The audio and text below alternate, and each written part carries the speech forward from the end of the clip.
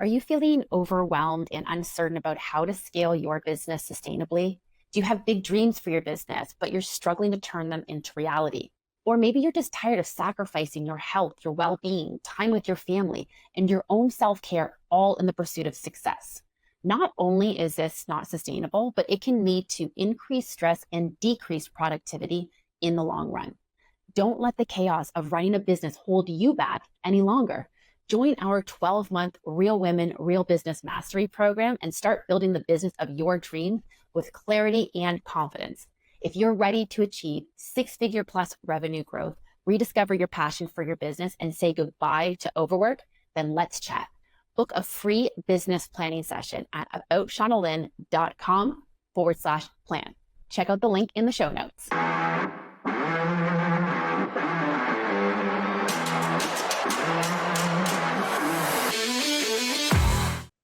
Hello and welcome to this week's episode of the Real Women, Real Business podcast. I am your host, Shauna Simon, and today I am being joined by Dr. Laura Sicola, and you are going to love this woman. Let me tell you, she is all about leadership, communication, and influence. And she's a speaker. She's an author.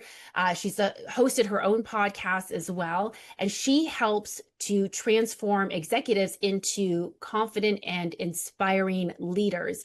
And she's actually got a linguistic background. So she comes from the academics of this, but she now applies it to corporate leadership. And she's trained and coached executives at Fortune 500 companies. And she has a TED talk that you're going to want to check out, a TEDx talk called Want to Sound Like a Leader, Start by Saying Your Name Right, that has nearly 7 million views. And we're going to dig into that in a little bit as well to find out exactly what that's all about. So Dr. Laura, welcome. Thank you so much, Shauna Lynn. It's great to be here. I can't wait to dive into some of this stuff because, we talked a little bit pre-recording today about our audience here, and they're what I affectionately call our accidental CEOs who followed more passion than plan.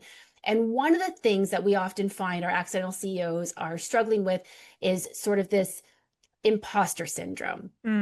And I think a lot of that just comes with not being able to express themselves properly. They started off with this great passion, like, I have this amazing thing that is going to benefit so many people, but then they lack with the actual communication of it. So tell us a little bit about some of the things that you work on with leaders in helping them with their communication skills. What do you find are some of the biggest things that people are struggling with when it comes to communication? It's interesting that you mentioned that the audience, everybody out there, they're accidental CEOs, because for the last 17 years or so, I've referred to myself as an accidental entrepreneur and a recovering academic. So love that. We all have our space of, we intended to go in this direction. That's why I did the PhD, wanted to be the professor, had all that kind of stuff. And then you get there and you go, I'm not happy here. This is not what I want. This is not what I thought it was going to be. And then you discover this other thing over here and you go, I don't know what it is, but that sounds like fun. And I get to do all the things that I want to do, or at least we think we do. And then we go into business for ourselves and we realize we got to do 75 billion other things we don't know anything about in order to do the one thing that we really want to be doing. So it's this very convoluted system. So I just have to say, sorry, I have to interrupt you for a moment, because clearly, language is your thing, because the way that you just so succinctly summed up what's inside all of our heads right now was absolutely brilliant. In a couple of sentences, I can just imagine everyone's just nodding along yeah, no, that's exactly what I'm dealing with. So well I'm right done. there with you. I'm not projecting. Yeah. I'm not speculating or whatever, because I'm tuning into this podcast too, because you are me. I'm right here with you. So I'm glad to be able to contribute to a bunch of like-minded women who are going to be equally successful. And I'm super excited for that. So anything that I can contribute to the sisterhood, I'm so excited for that opportunity.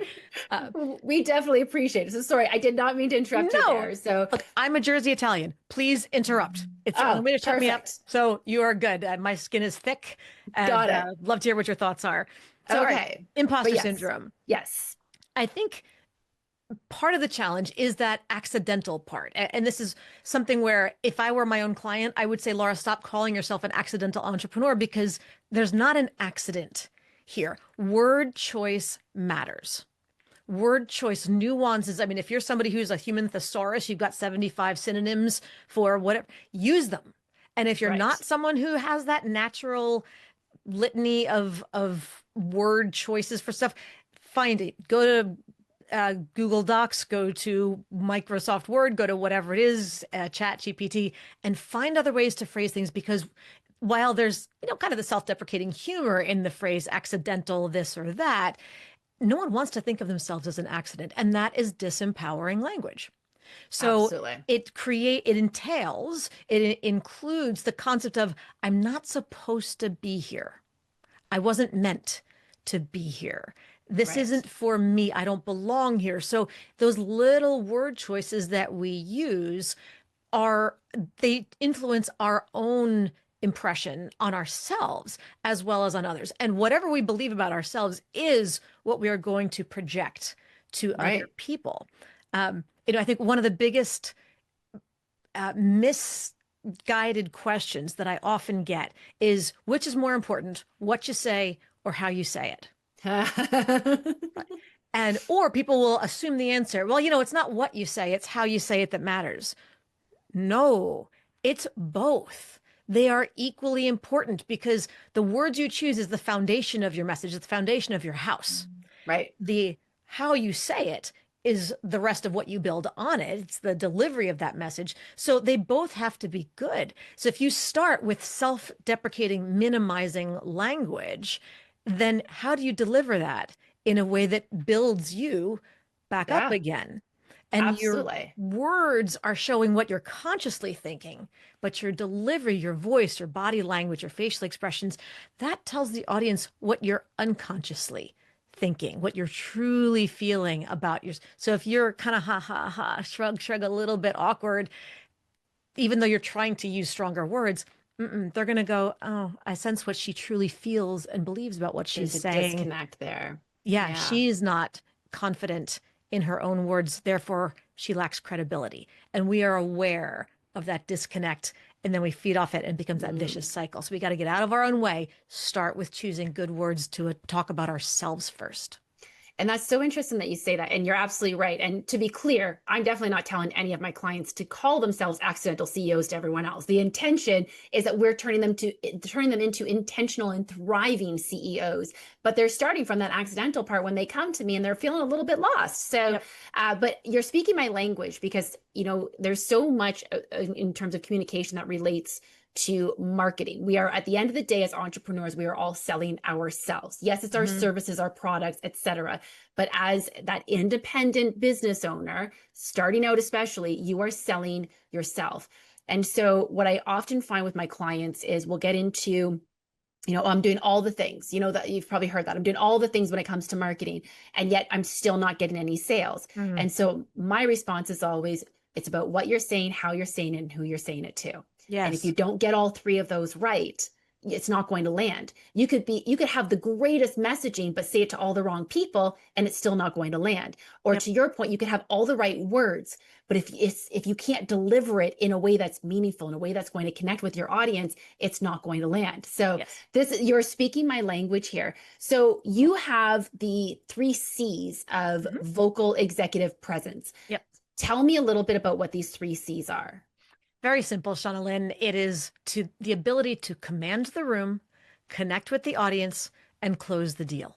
And what that means, if we break those down real quick, to command the room is from the minute you walk in, the minute you start, even before the first words come out, there's something about your presence that just compels people to sit up and take notice. And Mm-hmm. it's not a like Tony Robbins, televangelist, uber extrovert, look at me, demand for attention.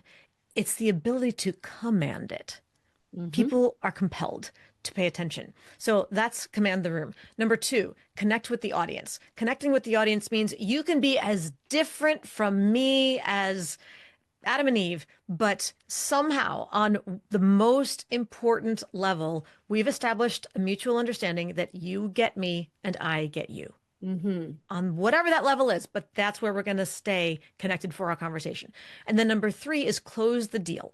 And closing the deal can, as in your questions context, be about active sales and recruiting, Sure. but it doesn't have to be. Really big picture, what closing the deal means is getting to yes, forming an agreement and moving the needle forward. I don't know about what your various listeners are selling in their businesses, but I mean, my primary clients are Fortune 500, Fortune 1000, like massive enterprise level companies. We don't sell anything in one conversation. If we close the Right. deal in 6 months, that's like, woo, slow down, turbo. You're getting so it's a slog and it's a long game. And it's okay, one conversation after one conversation. How do I prep this person for three other offline conversations? They got to get Yeah. back to me. And it's each step. Do you move forward? Let's close the deal, close the deal, close the deal. Okay, so I really like what you're saying here. So talking about the command part, especially, I've definitely seen at networking events, for example, someone will walk in and they're immediately like hiding in the shadows and desperately searching for that person that they know in the room. Yep. And I will admit that I have a tendency to walk in the room assuming that I'm going to know someone there, and I'm just going to kind of feel my way around and make some Hmm. new friends and make some new connections. Yes. But that's something that comes naturally to me. And I Hmm. understand that that's not something that's natural to someone all the time. So what happens if for someone walking in the room, they tend to be that person who immediately wants to beeline it to the first person that they recognize? Like, how do Hmm. they command the room when they walk in? Are there little tips you've got for that? Number one, smile.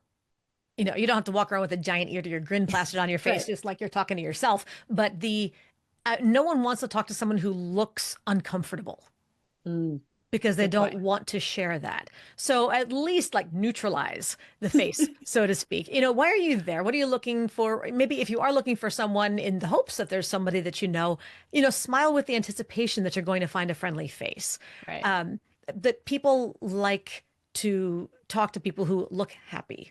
Maybe That's not so true. too happy, but it's certainly nobody wants to talk to a miserable person. Right. So And then, simple. yes, and the nice thing, frankly, is that let's let some people off the hook. For those who are like, I cannot introduce myself to another stranger. I just can't do it. Don't make me. Don't make me. Half the people in that room feel like you do. Hmm. They're all sitting there waiting to be rescued, waiting for someone else to come up and initiate the conversation with them. And so if you see somebody else standing by themselves, kind of looking around and telling me the truth, walk into any room, stand there for 10 seconds and just scan the room. Hmm. You will see at least four people in the first 10 seconds who are all standing there awkwardly. They're probably looking at their phones to try to look busy, but it's them hiding the fact that like there's no Facebook updates left that they care about. There's no Instagram thing that's that important right now. They're just trying to look busy instead of awkward. Right. So if you introduce yourselves to them first, if they were, some sort of cartoon character, the word bubble over their head would be, thank you. You just saved them and you just made a friend for life. So it just let yourself off the hook. Imagine you were them. So true. And it's even amazing, just even your simple tip about smiling, we've learned over the years, smiling really is contagious. If you smile to a Yes. stranger on the street, they are most likely going to smile back at you. And it actually does release some of the endorphins in their body and actually makes them naturally more happy. Hmm. So imagine, smiling at someone in an event like this. You don't even have to say something. Sometimes that smile can encourage them to wave or say hello. And now all of a sudden, look at that, a Yes. conversation's been started. So Yes. simply, you didn't even have to say a word. Yes. Here's another tip for those awkward kind of spaces where you don't know anybody. Look around at people's shoes Oh, because people love their shoes. Some people don't care, but the people who love their shoes, man or mm, woman. And if you yep, see someone who's got a snazzy pair of shoes on, sometimes guys with their socks, if they've got the slightly shorter jeans, they'll wear yep, or whatever pants, they'll wear some really like loud socks or guys in their bow ties. That's also a kind of a weird thing that not weird, yeah, but like it's a creative, quirky thing. Like they're proud sure, of being 25 or 40-year-old bow tie wearers, yeah. quirky glasses, some sort of accessory, a snazzy handbag. People love their accessories. And I have had amazing conversations where they may even already be engaged in a conversation with somebody else, but I'll walk up to them, just like touch the elbow just a little bit so that they stop to see who's like where the contact came from. I'll just say, sorry to interrupt. Just had to tell you, love your shoes. I've done the Watch same. their Yes. face just explode with sunshine. A guy with his glasses, with his socks, with his whatever it Yeah. is, because they spent 20 minutes trying to pick out the right one and Yeah. they selected that and they're thrilled that you noticed. Exactly. And it's so true. And who doesn't love getting a compliment Yep. and feeling like validated that they made a good choice on something, especially if it's something that's a bit of a statement piece. So that's such a great tip too It's of so just easy. so easy. Love that. Okay, so that's command, and then I guess that kind of is covering connect as well. That's an Um, easy way to start with the connection. And then, of course, you want to mhm. go a little bit deeper and you try to figure out something that's more related to your work. If you're in a networking, marketing kind of space, Sure. okay, what's relevant of a connection that you can make that has to do? I might love your socks, but if I'm an accountant, it's hard to. It's a nice personal bond. Now let's try to find a connection on a different level. But that's also, Right. it's certainly a good place to start. Yeah, for sure. And then the last one was to close it. And I like what you said about that as well. Like it's not necessarily, closing a sale that day, that moment, but how are we moving the needle on something? And even if it's a matter of, I might meet someone at a networking event, for example. I work with women. I'm not working with men for the most part. Not to say that I'm going to discriminate, but for the most part, they're not my audience. That said, doesn't mean that connection is any less valuable to Right. me. So I've now made a connection that could potentially lead to something in the future. So even if I just get an Instagram follow or a business card or find that I might be able to connect them with someone that I know, you just never know what that connection is going to bring. So, Yep. so yes, I guess could look different for everyone in terms of what it is that we're Absolutely. looking for. And chances are, Shauna Lynn, those men that you talk to, they probably know women. Weird. Amazing. That's yeah, novel idea. Hadn't thought of Right. Look at that. that. Yeah. Value add already. But it's so true, though. I mean, I think, we've talked about this on the show previously about how we want to make meaningful connections. Not everything should be, and really nothing should be looked at as transactional. If every Right. relationship is looked at as transactional, they're not actually going to be authentic and genuine, and you're not Correct. going to be able to build the business the way that you want to. And I think that probably goes as well for leadership. So I know that you talk about communication in various forms. Leadership is something that you specialize in, though. Mhm. And, whether that's leading a Fortune 500 company or simply like your first hire or even just your fifth hire, like Mm. all of that can be challenging. And I will admit, I have a lot of conversations with my clients about the leadership role. And there's a lot of expectation often that they need to present in a certain way and be a certain way. Mhm. And so they're always, should I be saying this? Should I not be saying this? Do you have any sort of, I know that we probably can't sum this up in like 5 minutes, but any sort of quick tips as to, how to effectively communicate when you've got that, I don't like using the term hierarchy, but, where there's a bit of a level difference, whether it's an employee or a direct report or something like that. In terms of that communication style, how does that change when that dynamic has changed like that? It always depends on number one, what's being communicated, right? Are you Hmm. giving instructions? Are you giving corrective feedback, constructive feedback of some sort? Is it someone who's been with you forever, someone who hasn't? Um, diplomacy or tact is a utterly crucial leadership skill. And people tend to fall to one extreme or the other on a continuum that I would label on the two sides as either the nicey, I don't want to hurt anybody's feelings side. And those are the people who prioritize relationships. And that's a beautiful intention to not want to hurt anybody's feelings, not want to ruffle feathers, keep everything smooth, because it's about the personal connection that matters. Or those on the other side who are the verbal sledgehammer people who are going, it's not personal. I'm just being clear.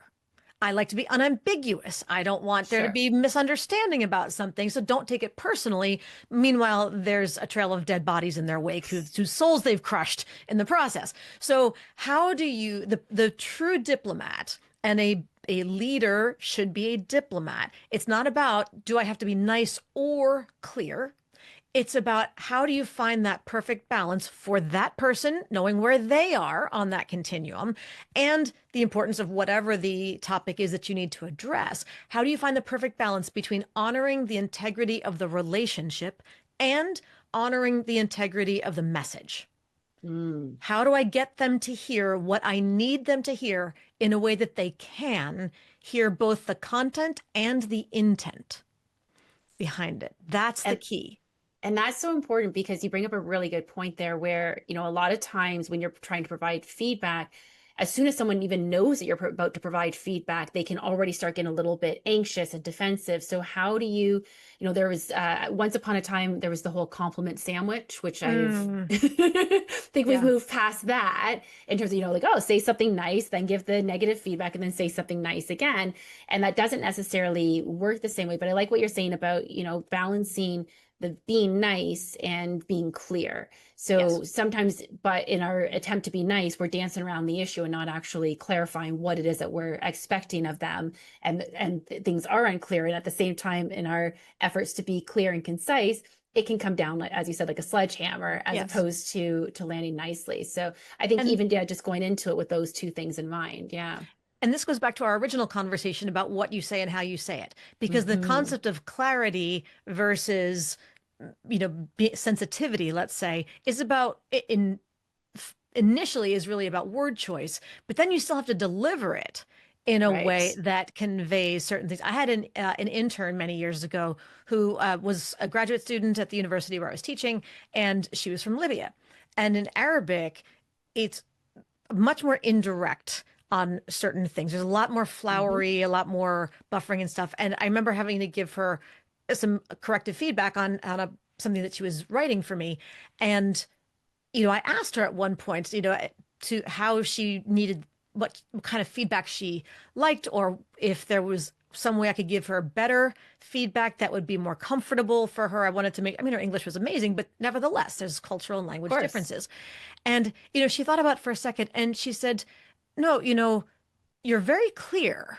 Like there was very much, there was nothing, but she said, but I understand and I appreciate what you're saying. And no, it's okay. It's very helpful.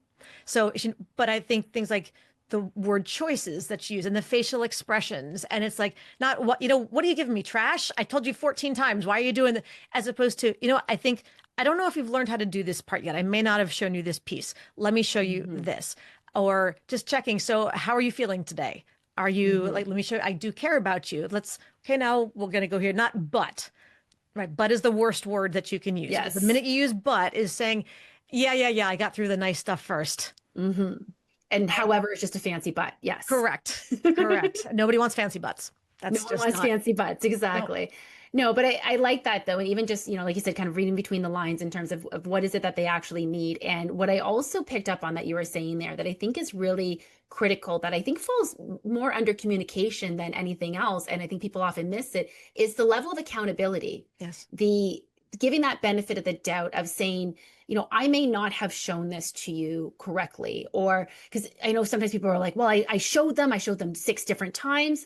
So, but did you show them 6 different times the exact same way? Mm, So maybe it's a matter of, the way that you're explaining it isn't as clear as you would like it to be. So approaching as, what, I know I've explained this previously, but I'm not sure if I was explaining it in a way that really made the most sense. So let me try it from a different approach. So now you're taking some accountability.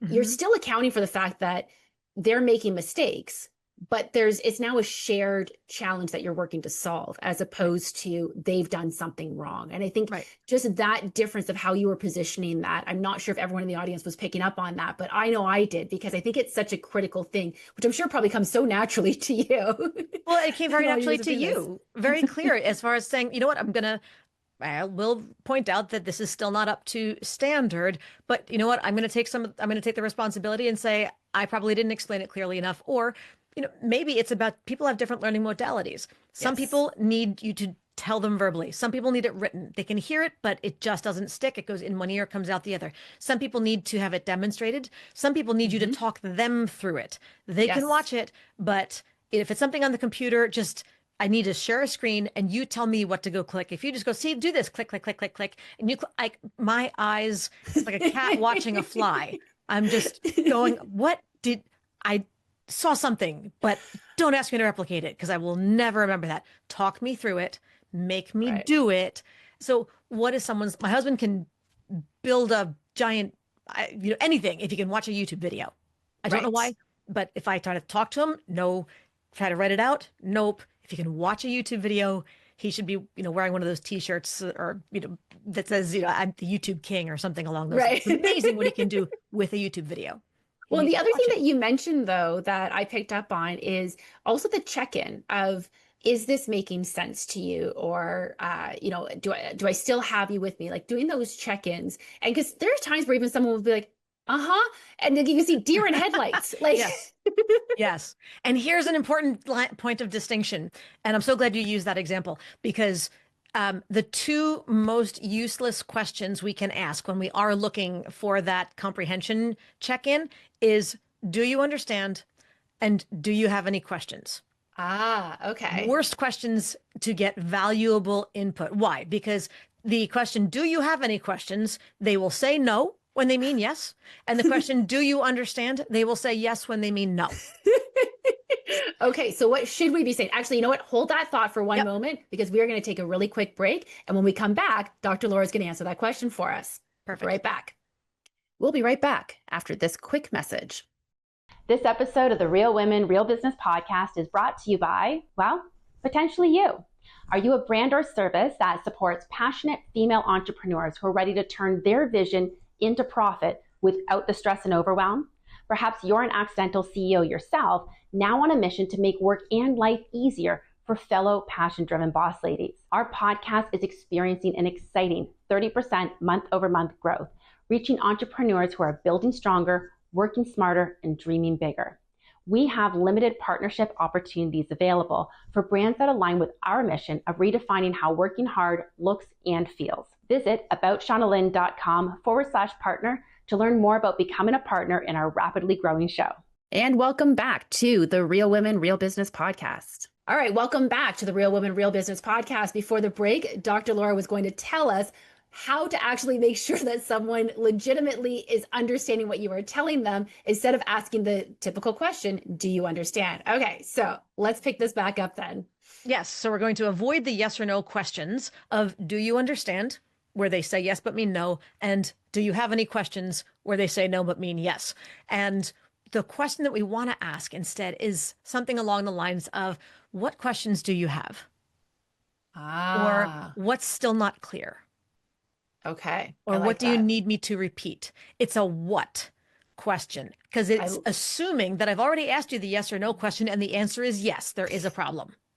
There is something that you're missing. There is something that is not fully clear yet. So let's just put that.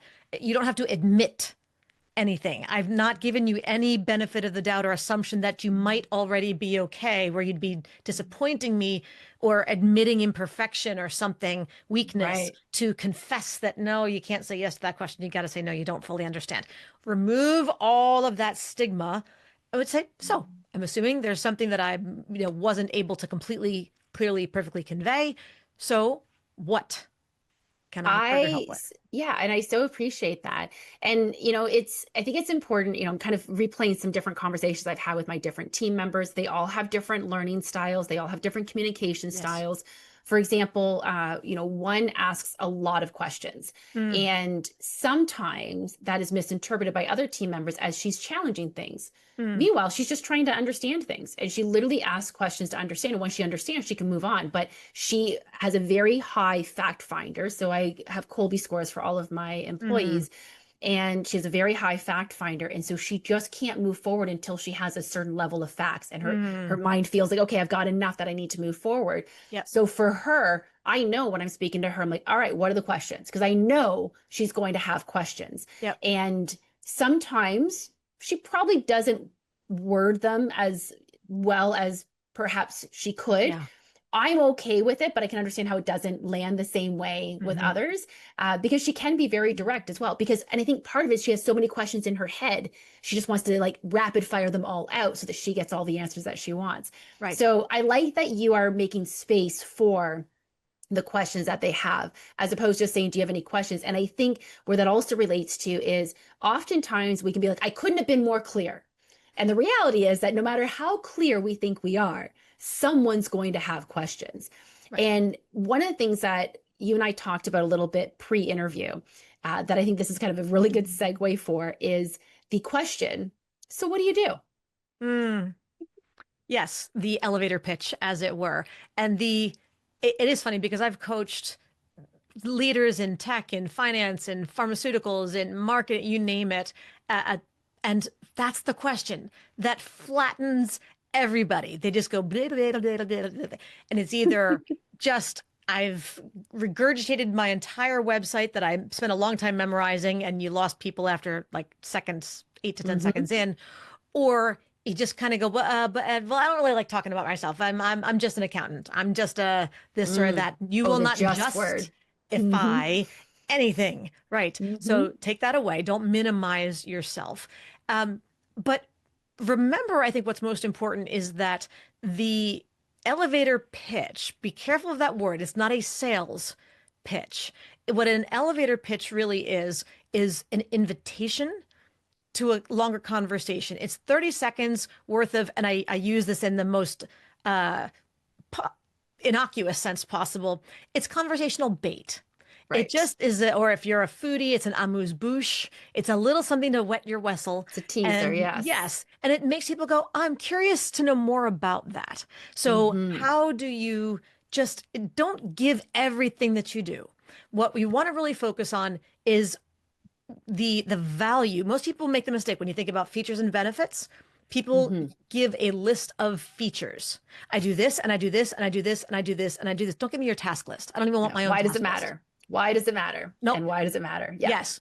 What's the why? Who do you Hmm. provide what great value for? And the part that makes people really want to know more is why do you love it? Mm. What do you Yes. love about what you do? Especially when people are in like accounting and whatever else, I'll hear that most commonly, well, but people think accounting is boring, so I don't want to tell them I'm an accountant because then they're going to think I'm boring.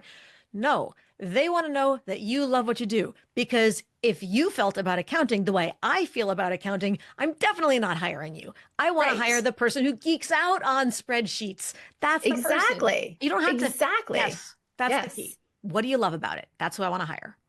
And I like what you're saying about, being a taster. I know when you and I were speaking earlier, and talking about what you do, you were also very clear on here's what I don't do. And I know that can also be a part of an elevator pitch sometimes, Yes. of clarifying if there's any chance there's going to be some misconceptions. So let's say, for example, you are a dog trainer, but you only specifically work with German Shepherds. Right. So maybe you're going to clarify right in the start of it, like, listen, and maybe it's a specific type of training that you deal with. So say, like, listen, if you're just looking to learn how to take your dog for a walk, I'm not your person, but this is what I deal with instead.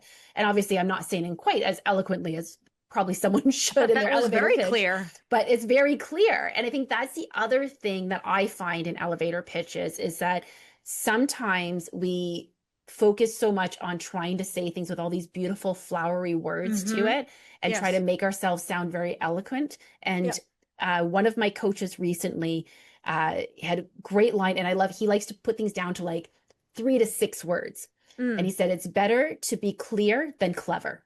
Yes.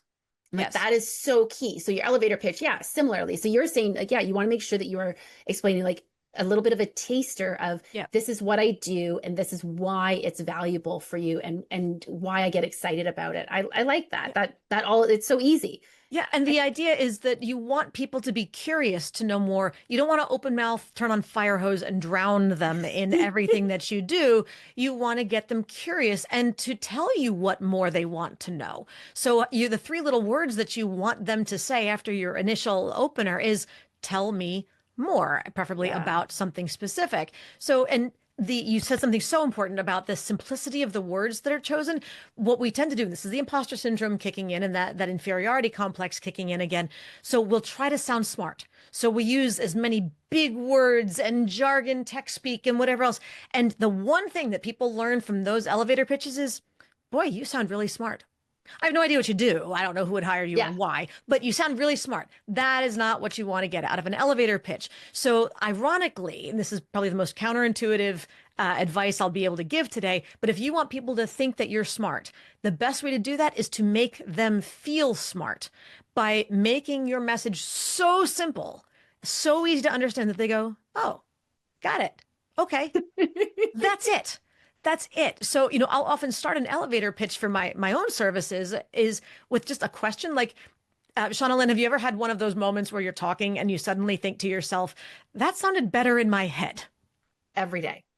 Exactly. And most And people, everyone can relate to that. Yeah. Like, that is something yes. that everyone can relate to. Yes. And then, so my response to that, because usually people will respond just like you, like, Yeah. yes, every day, twice on Sundays. Yeah. Yes. I fix that.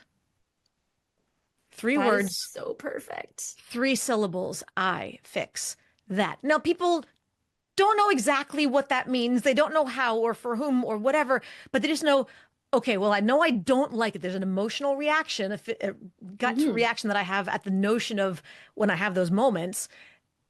Can you make that go away? Okay, I'm kind of curious to know how. So tell me a little bit more. All right, now I'll go. But I'm not going until I have a PhD in cognitive linguistics and I do this and I'm an executive Yeah. coach and I do trainings and I do these. Blah, blah, blah. That'll come eventually. They just want to know, okay, wait, tell me how you do that. Give me And more.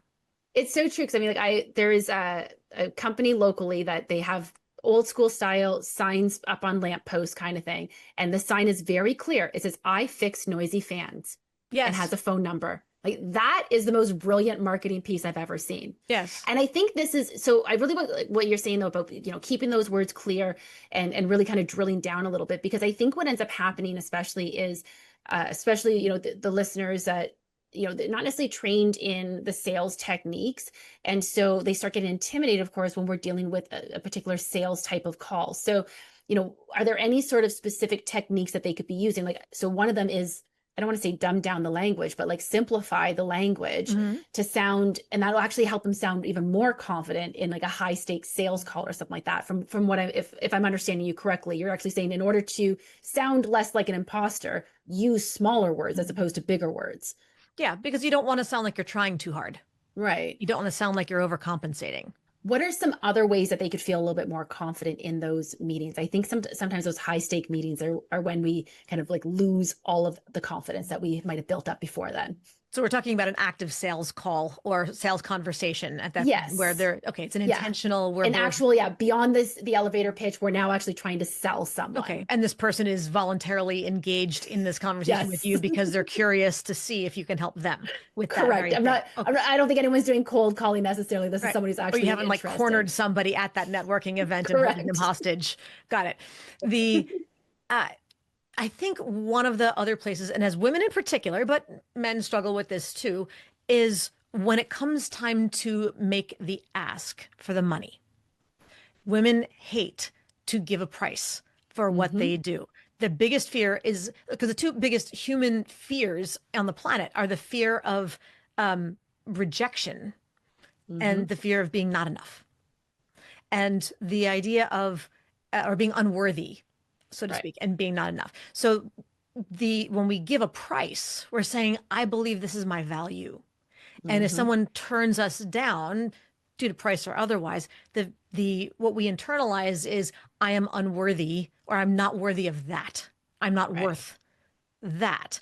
And that rejection is something, well, let me just talk myself down out of it. Well, if you can't do that, I can do it for this. Or, we could try that and you don't have to commit. Stop negotiating against yourself. The hardest Hmm. thing in the world is just to state, here's the package, here's the price, and then stop talking. Let them sit there and think on it. Let them digest it and let them break the silence, which is the hardest thing in the world because you feel like seconds are hours as they tick by. So there's a great acronym I heard not long ago, and the acronym is WAIT, which stands for Why Am I Talking? I love that. That is amazing. It's actually funny because I had one of my coaching clients recently. We were in sort of a circumstance where I was giving her a bit of a quote for something. And while I was kind of figuring out the pricing, I was just silent, figuring it out. And she's like, "So you're okay with the fact that we're not talking right now while you're figuring out the price?" I said, "Yeah." And then I gave her the price and I just kind of stopped. And she's like, "You just like, how did you do that?" It's like, yeah, no, and it's so funny because it is something that I identified pretty early on. That actually comes pretty naturally to me to like, here's the price. And I've always said, apologize for their budget, not your price. If that ever does come back, if they're like, I oh, love like, that. can you do better? Like, no, no. Like, I'm never saying I'm sorry, but that's the price. I'm not sorry, that's the price. No. I'm sorry to hear your budget won't allow us to work together. If anything changes, I would love the opportunity to revisit this. Yes. It's that That's simple and walk great. away. But I think where a lot of people do struggle, and this is a whole other conversation that we're not going to get into today, Yeah. but it is that fear of walking away from something. You do have to be prepared to walk away when you Yes. put that number out there. Yes. But in my experience, and I love that you brought up, the pricing aspect of it and how uncomfortable women are, because in my experience, I can tell you so many of my clients are like, so I raised my price to what we said we were going to raise it to, and I gave it to someone today and they paid it. without even thinking about it. Like it amazes them. Yeah. So I heard from, oh gosh, I can't remember who it was recently that I saw on a podcast, but he said, if you're not hearing no, you're not asking for enough. And I'm like, oh, Right. there it is right there. Like keep Yes. raising that price as, I mean, don't, not arbitrarily, of course, but Right. keep raising that price until you're hearing no. But I love what you are saying though about presenting the price of just say the price, stop talking. And the Yes. fact that that is a way of conveying confidence. I think it's so simple. And then you figure out other ways that, okay, if they're, I mean, if you're way out of their range by, multiple decimal places Sure. out, that's a different space. But if there are always creative ways, not always, but there are frequently creative ways to work around something. Maybe they have, Yeah. yours is 15,000 and they've got 10 as their budget. Okay, well, what other value could they add to perhaps close that gap to still make Right. it worth your while? But and I mean, I frequently get asked to do pro bono or effectively pro bono, like speaking engagements for nonprofit organizations, those Yeah. kinds of things. And I could speak every day for free because there's But that many people asking for it, but I got to pay my mortgage. So, yes. but what can we do that you can add value? So, sometimes I actually have a what I call my alternative currency sheet. And it's Oh, like, I love that. here's 6 things that would add value to me that won't cost you money. And you need to pick 3 or 4 of them, depending on Sure. the So things like organization. they could give you like a booth, for example, or give you a special mention They in could give something, me, things like that honestly, kind of thing. Like, it could have been when I was running my own podcast. Have 10 people, I don't care who they are, go and leave me a 5-star rating on my podcast oh, and send me amazing. screenshots. Send me 10 screenshots that show me that you got 10. I don't care if it's your 17-year-old son. I Yeah. don't care if it's your neighbor. I don't care if it's, Still helps and your yes. algorithm. And Yeah. there are those who are like, I can totally do that. And it helps the algorithm. And there are those who are like, oh, I mean, I don't know that I can like force 10 people to, I'm like, you don't seem to understand what I'm asking you to do if you think it's that hard. But if you're not even willing to float the idea, like somebody from a chamber of commerce asked Hmm. me to speak, chamber of commerce, Yeah. should understand business. I asked him for that. He almost swallowed his tongue. Like that was the scariest thing I'd ever asked him to do. And he was really balking. And I thought, you want me to spend a half a day driving out to you, give your people my best content to make your organization look good, and you're not willing to take 5 minutes to send an email to your employees just to say, who's got an iPhone? Can you leave a Yeah. rec? You're like, you know what? Thank you so much for chlorinating yourself out of my gene pool of potential organizations that I want to help. It's so So true. Yeah. no, because then they're takers. They're Yeah. not partners. They're not going to be long-term relationships. They're just going to suck the life out of you. They want and they don't give. And I don't play with those people. So you have to value yourself. And I couldn't agree more. And you're absolutely right. I mean, I get asked to speak constantly for, trade associations and such. Yes. And those are things that, I believe passionately in being able to support them. But at the end of the day, yeah, it's a non-zero amount of work for me to be able to give that talk. So I need something in return. But I Yes. love that you've come up with some creative ways to add value. And so for anyone who's listening, thinking about what is actually valuable for you and keep it in mind, we can't pay our bills with exposure, Right. but Thank you. The exposure word. Oh my gosh. It's like mooning somebody. There's your exposure. That's not going to help you either. Don't ask me to exactly. moon your audience. No. Exactly. But meaningful connections do Yes. matter. And so, if you're opting for, say, 10 introductions as opposed to, oh, I'm going to post it on social media.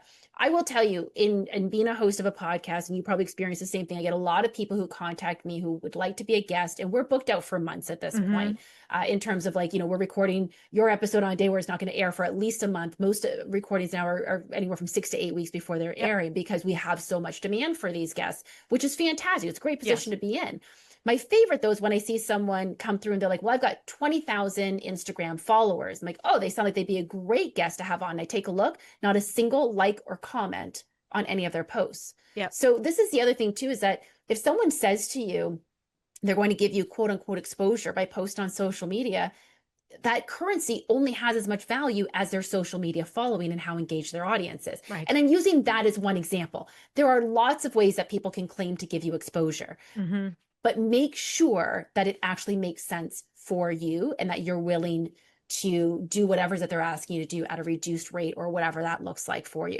I'm Yep. a huge fan of bartering though. I think that there is so much to be gained if you both have something that the other person can benefit from. So in your Yes. case, you've got the ability to be able to speak to their audience, to teach them something that they could use. And all he has to do is give you like 10 reviews on your podcast. I mean, sounds pretty simple to me. Yep. And Yeah, of course, he may not have been somebody who'd ever listened to a podcast in his life, so he sure. may not understand that. But nevertheless, ask somebody. Don't just reject it. Or thank you for not wasting more of my time by making it abundantly clear immediately that you're not there, or that you're not going to be the kind of partner I want to work with. But one other tip with that, if you do have your alternative currency sheet, your options, make sure that most of them are things that you are going to get in advance.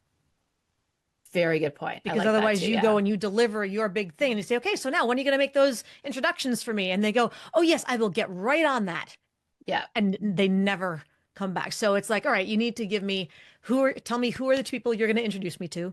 Tell me, what are you going to show me before we get out of the event, you're going to make a video for me right there on the spot, a little testimonial that I can put on my LinkedIn and on my website. And you're going to sign a release saying I can use it for marketing purposes. You're Hmm. going to do these, but what can you get either before you're delivering or in the moment of delivery where you don't leave until they give it to you. So, and they don't get to leave until they give it to you. Don't Right. let it all be IOUs where they will deliver eventually. And there's no, uh, what's the right word? There's no consequence if they don't follow through because they But got again, whatever they wanted. and again, going back to being clear, like you are being very clear. I love that you have your currency sheet because this is saying these are the things that I will accept. And it's not to say they can't offer something else that maybe Yes, isn't on make your me an offer. currency Let's sheet, of see. course.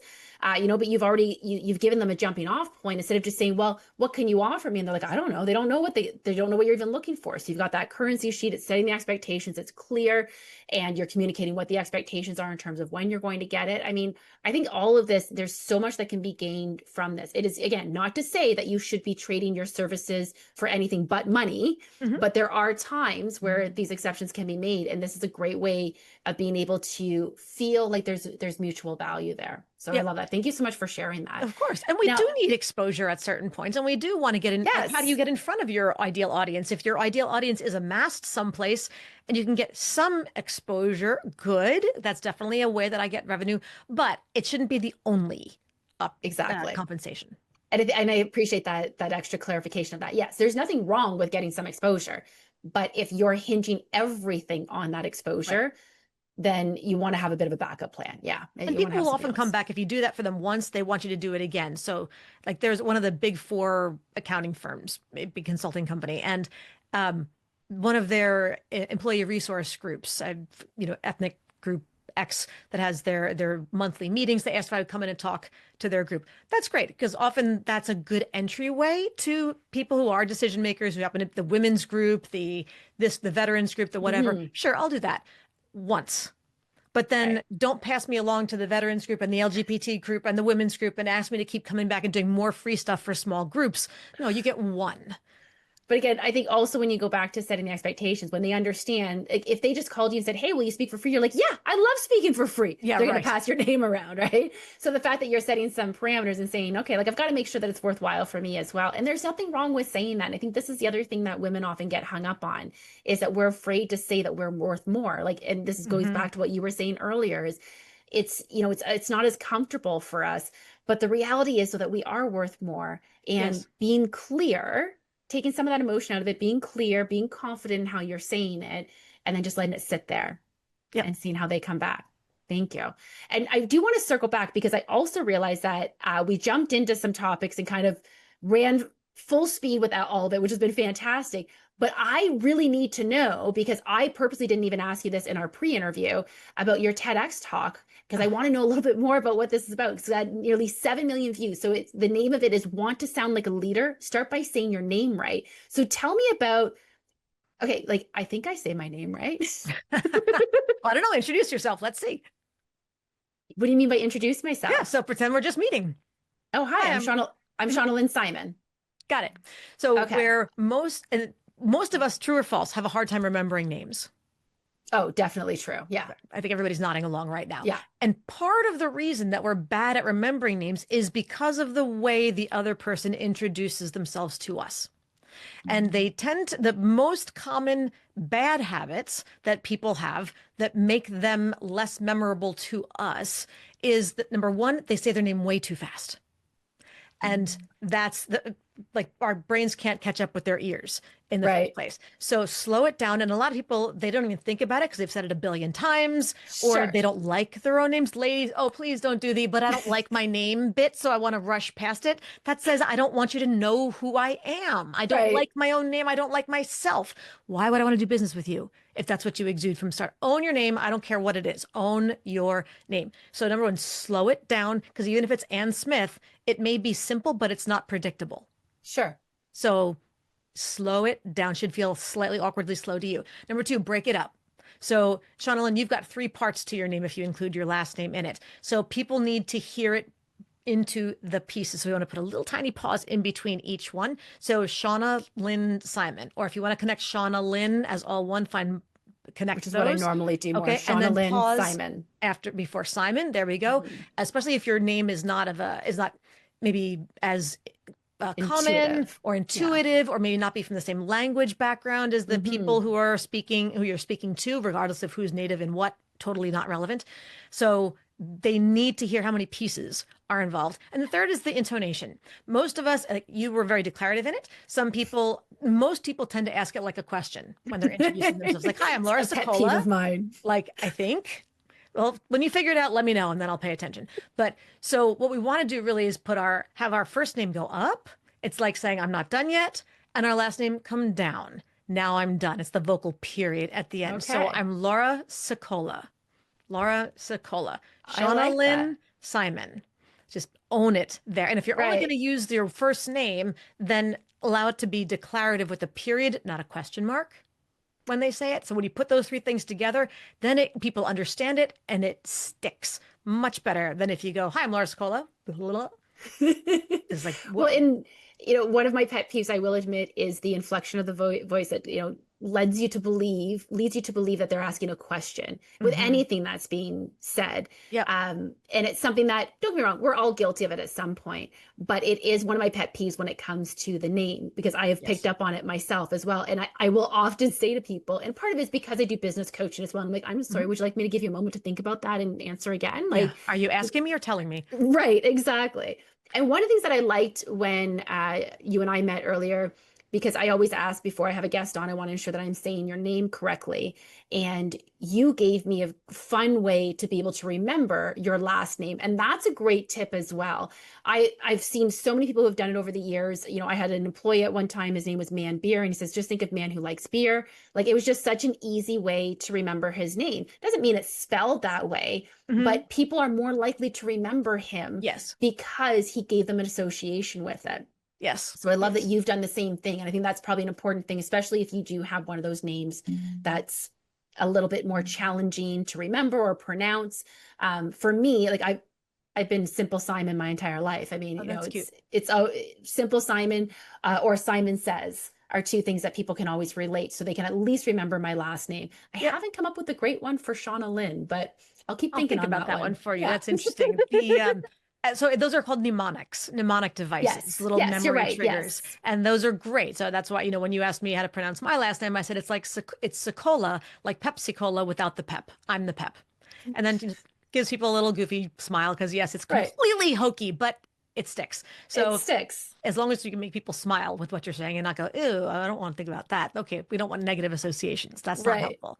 But the mnemonics are great. And just to be clear on the your last question about the TED Talk, the whole TED Talk is not about the name.